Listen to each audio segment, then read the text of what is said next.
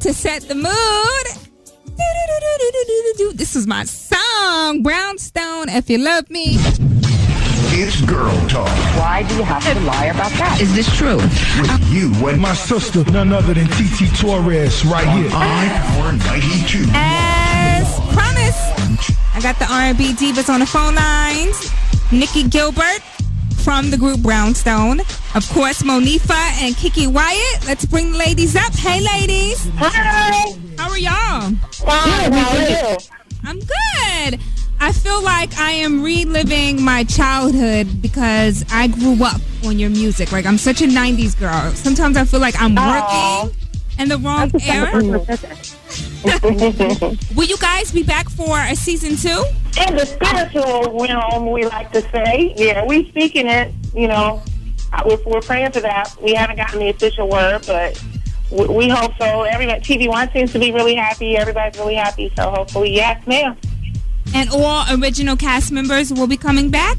I mean, you know, if we get a season 2, we don't know. I mean, this is Nikki speaking.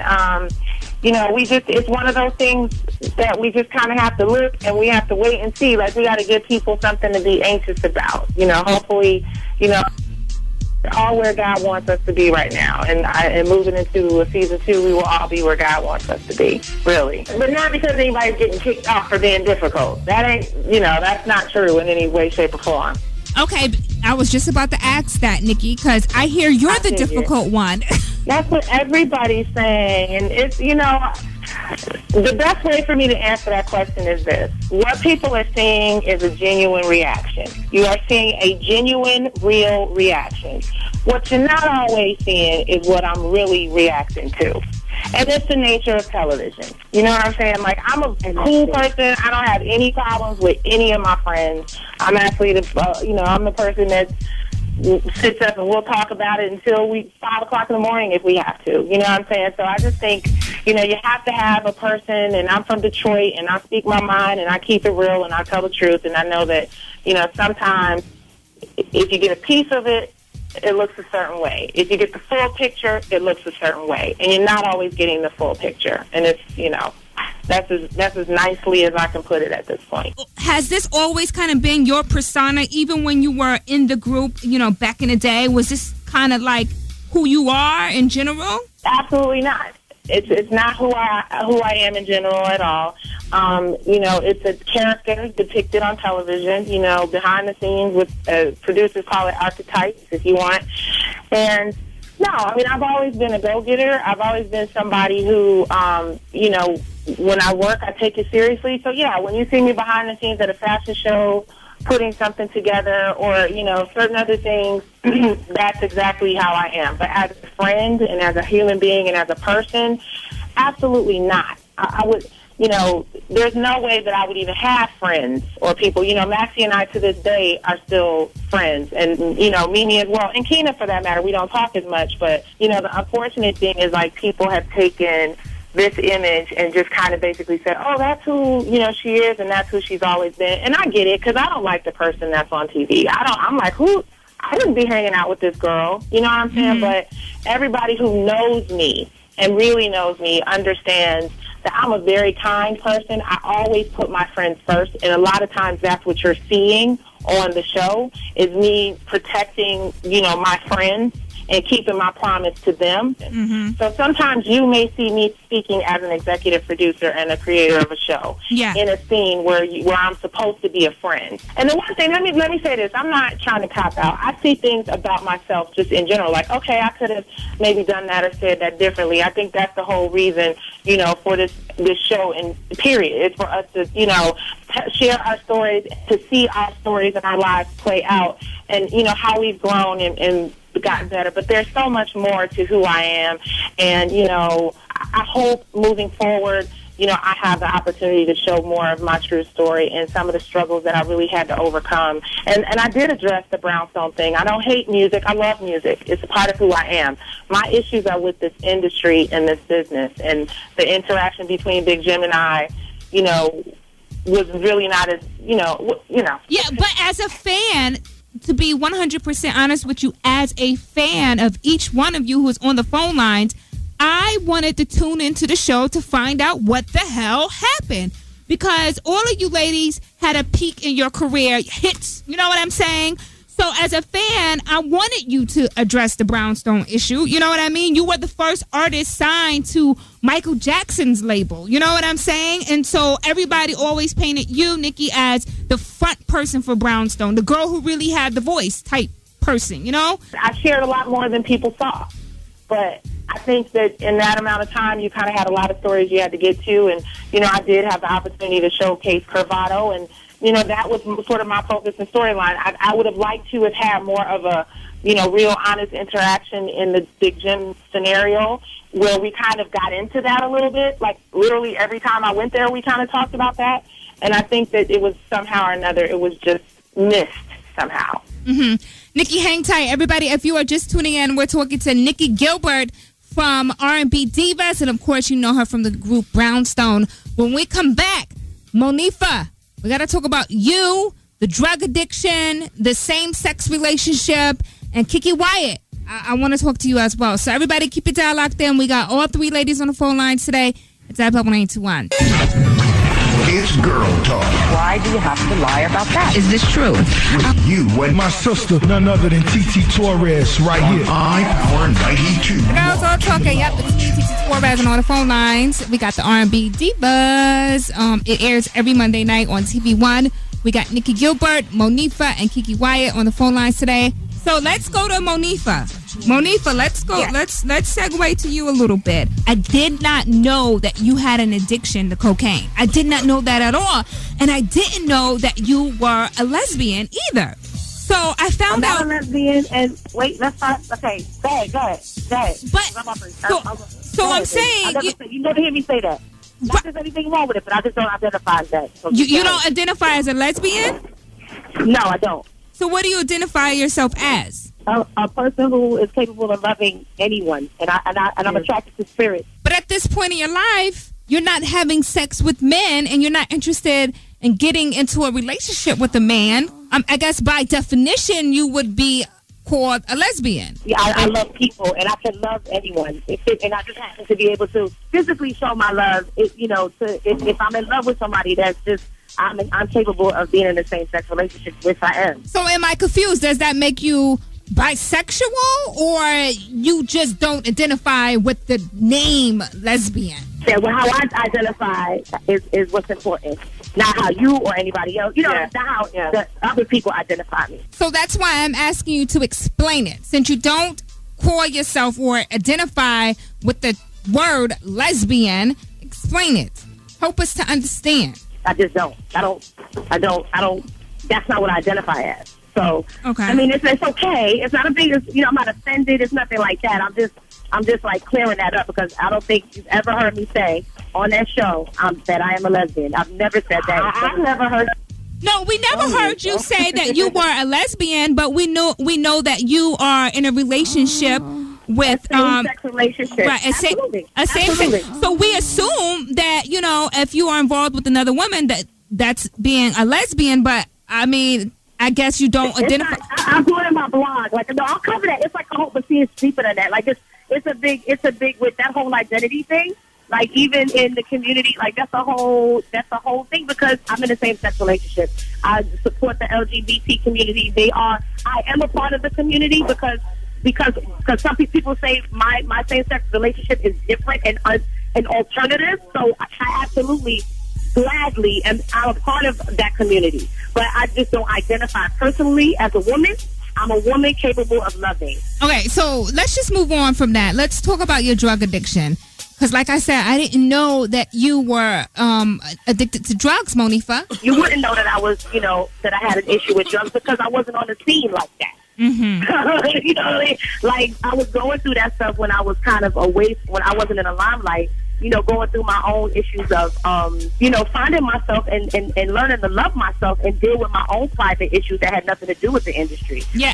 Which is really where the addiction started. Like that was the symptom of me needing to really deal with some childhood stuff, abandonment issues and stuff like that.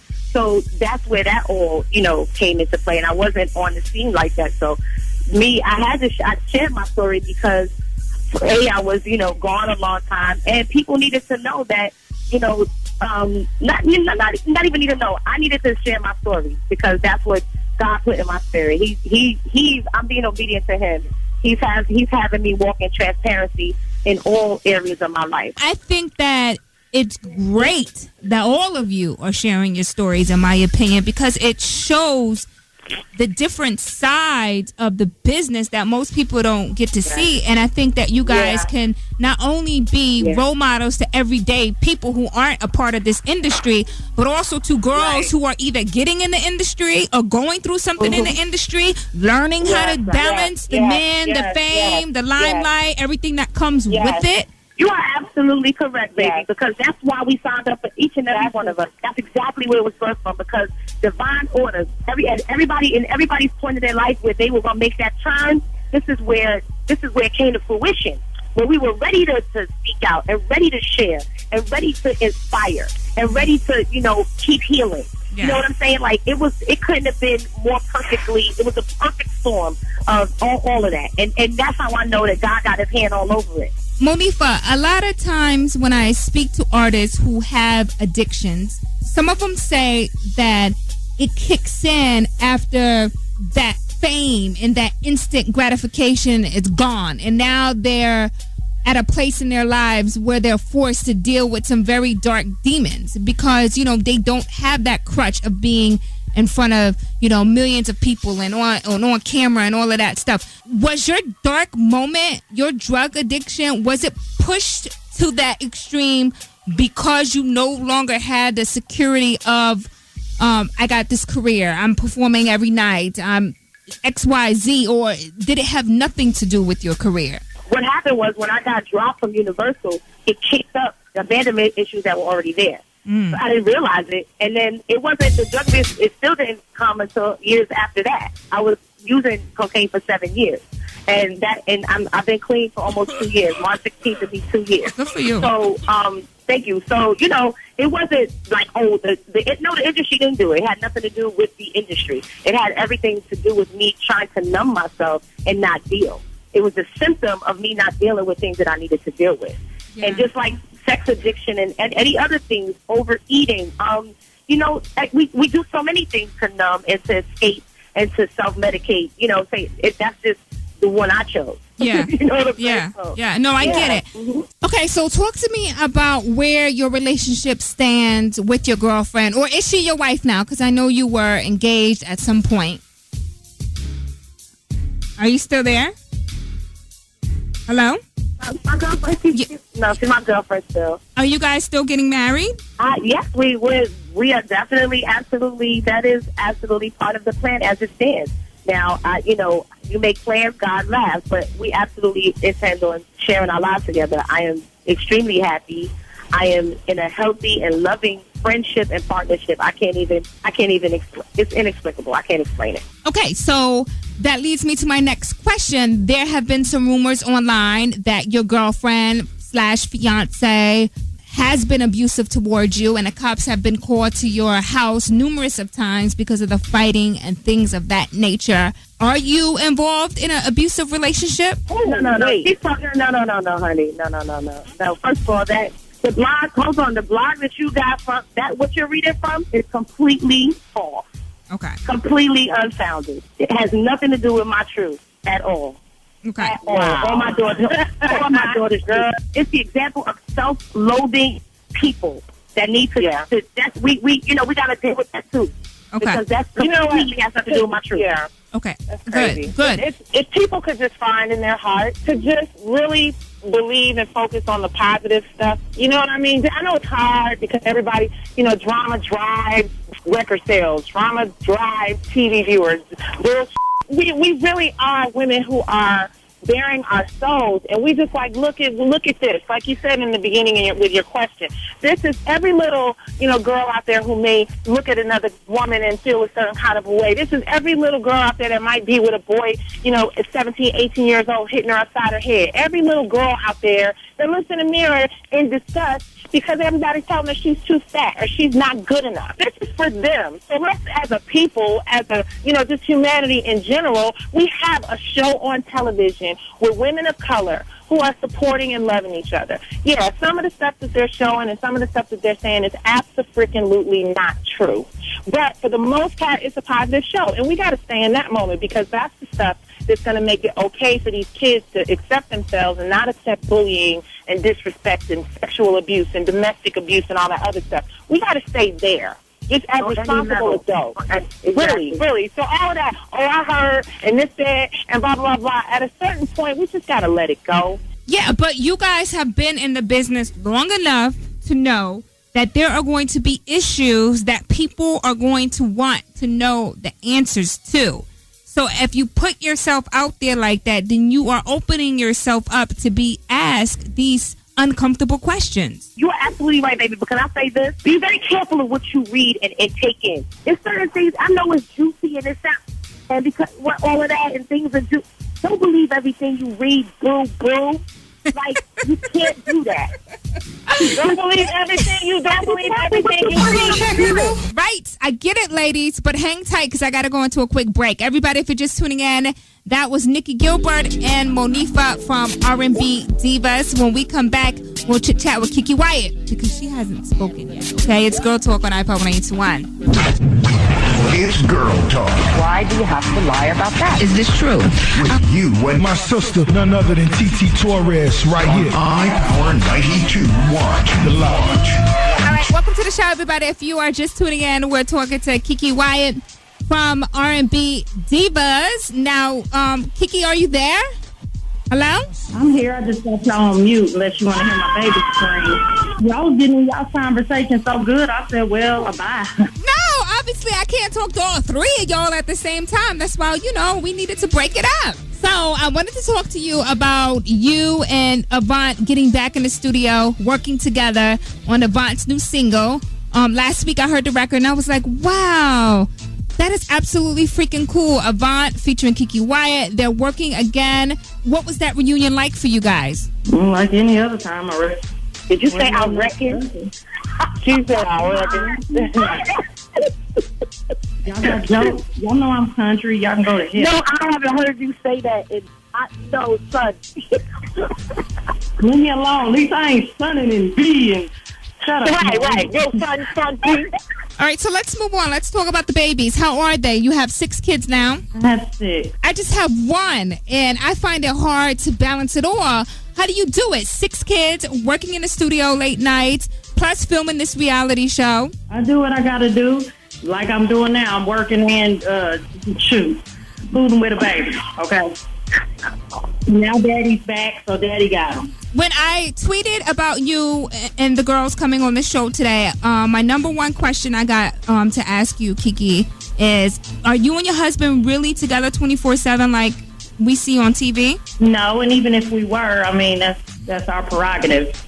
So, it makes us happy. If it makes us happy, then all we care about is what makes us happy. Whatever makes you happy. You understand what I'm saying? Yeah, I get it. I reckon.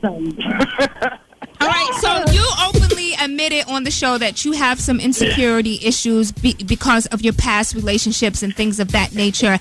We saw you trying to get help with that. Have you been consistent with therapy sessions and whatnot, and do you see progression? Yeah, I went to counseling on the show. You ain't watched the show? I just said that I saw you get help on the show, but I wanted to know, has it helped you? Have you been making progress with your therapy sessions, and are you becoming less and less insecure? Oh, yeah. I got the best psychiatrist ever. His name is Jesus Christ. If you don't know him, if you should. He helps in every area of your life. And for my life, that's who I go and counsel with daily. So, yes, I have continued therapy, and I'm dealing with my issues just like everybody else. And, it is what it is. Time heals all wounds. You ain't going to get, a wound today and then tomorrow it's gone. No, it's got to grow a scab, and then it's got to fall off, and then it turns into a scar. and then the scar got to fade away. I mean, it's a process. I feel like you're coming off a bit defensive. Are you offended by some of these questions I'm asking you? Not to you. It ain't to you. It's Monifah, I want to talk to Kiki. Thank you, Monifah and Nikki, for both jumping in, but I want to talk to Kiki. Let her speak. I'm just real, and that's how I talk. So, I mean, I ain't trying to offend you. If I'm offending you, then, my bad. I don't feel offended at all. Trust me. Okay, well, no, I'm not being defensive at all. I'm just telling you like it is. It just is what it is. I was just gonna say, we're very grateful for what the show has become, and we're very thankful for people watching. I want to say one thing to you. Thank you for asking those questions, because it gives us an opportunity to answer them in our own words and feelings. You know what I'm saying? And where we are with it. I absolutely appreciate you asking the questions. Well, because a lot of people won't. Yeah, thank you for that. Thank you for not being, feeling apprehensive about asking the question. Because if you don't ask the question, you don't get the answer. And especially, asking the people that you need to ask, which is us. You know what I mean? And thank you. I appreciate you for saying that. Like I said earlier, I grew up listening to you guys. I was a fan first, and I wish you guys well. Very well. But it's not easy to not ask, but you got to ask the questions. And thank you for asking the questions. Being honest and forthright. Yeah, and giving us an opportunity to speak about them. Thank you. So you're welcome. Thank you, ladies, and I wish you well. Thank you. On TV1. Thank you. Thank you. Right, thank you. Bye. Honey, there is much more to this interview that you guys did not hear, but I just had to cut it short because Kiki is a little crazy and she be talking on her neck reckless, and I'm not the one. So before it got really ugly, I just wanted to end the interview. You know what I'm saying? So anyways, R&B Divas, Nicci Gilbert, Monifah, and the crazy Kiki Wyatt. Keep it dial locked in. Coming up next, the Hard Drive at 5 with the heavy hitter DJ Lonnie B on iPod 181. The Russ Parr Morning Show. What's up, y'all? It's Russ Parr. Get up to par in the morning.